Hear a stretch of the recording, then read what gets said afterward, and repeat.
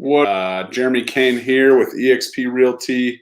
Why Invest Wednesday, June 2nd, year 2, episode 22.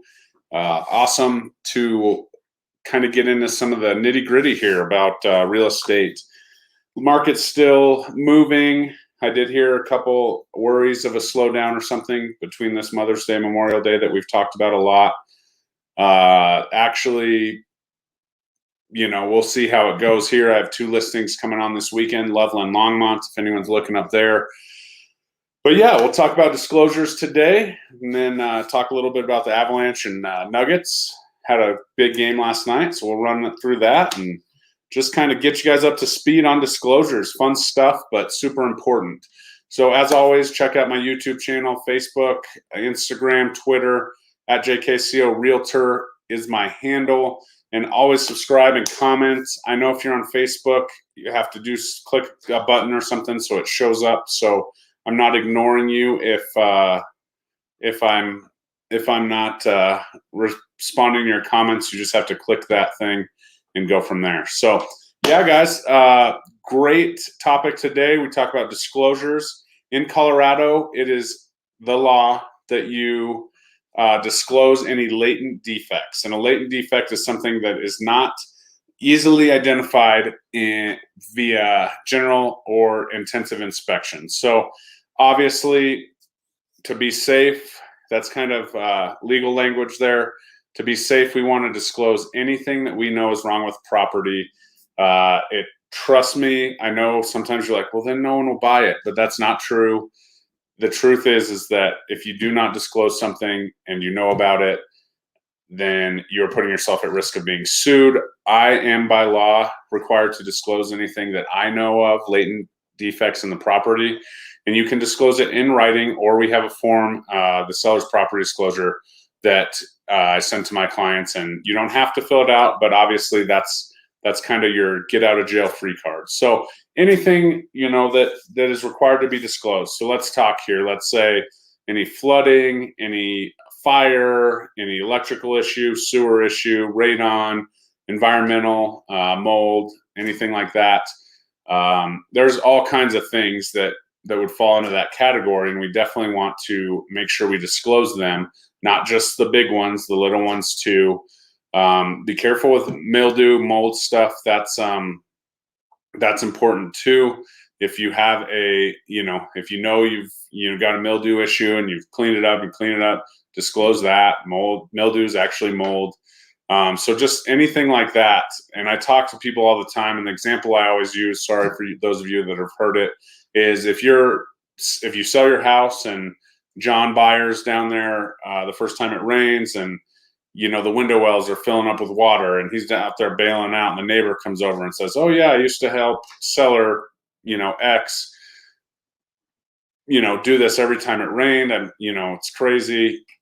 Boom. That's all of a sudden you on the hook for having to pay that. And obviously, small claims court and the court system takes a little bit of time, and it's hard. I've had some people tell me that, they have a big time trouble getting to prove that people know about issues and things like that. But disclosures are real. Now, that's seller's property disclosure, anything, and you'll take you through, so it makes it pretty easy. But you don't know how many times in this world I see just a blank property disclosure. Like nothing's ever happened to your house, that you know about. That you're just kind of setting yourself up as the seller for big time issues down the road. So definitely take that disclosure seriously. When you're buying a house, you'll receive that, and definitely read through it prior to the inspection, hopefully, and have your inspector take a look a little further at some of the issues that might have been noted or things like that. So that's just, that's just the property disclosure. Now, I get all the time, if someone was murdered in my house or, anything like that, that is a psychological defect and not required by law, but be careful. Murder, drugs involved, something like that, then all of a sudden the drugs in the house, and obviously methamphetamine is a big one. It's a line item in our contract that must be disclosed, and that kind of disclosure takes a big time hurt on because you have to take it all the way down to the studs and get it remediated and things like that. In Colorado, we have the pot growing thing that people sometimes, see. So all that stuff is there. So make sure that you're really doing a good job with the disclosure, and the bottom line is if it's on that seller's property disclosure, you've disclosed it and you can move forward without having to worry about looking over your shoulder. So disclosure is super important. Definitely, anything flood, fire, electrical, plumbing, water, anything along those lines, structural, sewer, all that stuff, definitely disclose, get it down on paper, put it out there, and make sure we're taking care of that. Now, what I suggest when you're selling the property is if you have those disclosures, maybe you get somebody over and say, okay, it's not a big deal. It's a structural issue. Grab a structural engineer, understand how much it's going to cost to fix that issue, or if it's even an issue at all. But I would err on the side of caution as the seller and definitely dive into those as the buyer. Other disclosures include source of water. Why would we disclose that? Well, water's a common need. We need to make sure we're disclosing where it's from. Square footage disclosure is just the advertised square footage. A lot is based on that number as far as calculating value and things like that. So that's why we have wire fraud disclosures, which are more for your safety as the consumer. Mold disclosures that some brokerages do, and every brokerage is different, and they have their legal team, make sure that those disclosures are getting taken care of. But wire fraud is a big one we can talk about. Definitely when you're buying a house or sending anyone money, make sure you verify with a voice on the phone that the number, not someone that called you. There's scams all kinds in the wire fraud world. So just make sure that you are being smart about that kind of stuff and not wiring large amounts of money to people that maybe just call you and say, hey, I'm from XYZ title company. Our wiring instructions change? False. Wiring instructions don't typically change.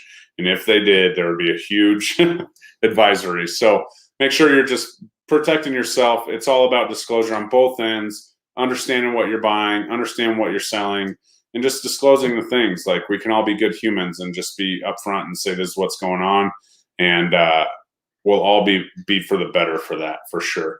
So next, we move kind of the markets. Like I said, actually, and the reason I did this, one of my homes that I had under contract when I got 4 in a weekend fell out of contract at inspection. There was clearly some things that were not disclosed on the report that maybe they didn't know about, but when the inspector went in there, it was pretty obvious that someone knew about them, whether that's a tenant or the owner. So we worked through those and unfortunately had to terminate that contract. But we're back out there and we'll find a better place that's more suited for my clients. So the market's been pretty good. Obviously, this weekend I did after we lost that contract, I did some research, just, hey, looking around at some places. It was Monday. Into the weekend, just calling around. I did run into somebody that had 15 offers. I ran into 4 or 5 people that did not have any offers or had 2 to 3, and were kind of coming after me once I inquired about them. So that's the holiday weekend, and everybody kind of jumps on one, which definitely is part of that piece. So markets should still be good. Rates are still pretty good, I believe. I haven't heard anything other than that from my people. Just continue to, value that market and understand that things are gonna heat up before they cool down a little bit here. Going into the June. This June is usually pretty crazy after the May distracted period. So hopefully it'll be crazy for those sellers that I got selling their houses today or this weekend. One's going on the market today. One's going on the market Friday. And I got a couple buyers 2 virtual buyers now. That we'll be working with, and some people on the ground here. So staying busy, can't complain. And yeah, how about that Nuggets Blazers Classic last night? That was pretty crazy. I don't know if anybody saw it. Lillard could not miss through the end of regulation and overtimes, but the Nuggets did come out on top. So they're battling. They got a chance to put that series away, I believe, tomorrow. Tonight, the Avalanche host Vegas, and I'm going to that game, so I'm super excited about that. We'll send you some story photos from that first sporting event I've been to since COVID got crazy. So, and they beat the second best team in the NHL, 7-1 in game 1 in the Vegas Knights, who decided to get a little cheap. So I'm sure we'll see some fisticuffs tonight, and I'm super excited about that. So Nuggets have a chance to put it away. We'll see. By this time next week, we'll either be golfing or playing another team, and we'll talk about that. Avalanche look to be clicking on all cylinders. Now, Vegas did play their backup goalie, which I feel is why they were really mad and decided to be extremely cheap. So with that said, we'll sign off. Why Invest Wednesday. Thanks for tuning in. I love your guys' comments all the time when I talk to you, in person or whatever. Definitely leave comments below. Ask questions. I would love to make this more interactive as time goes on, but you got to allow StreamYard to see your Facebook comments too. So no one on Instagram today. So yeah, cool guys. Take it easy. Go Avalanche, go Nuggets, and go buyers out there trying to get something under contract. Have a great Wednesday, and we'll talk to you soon. Bye-bye.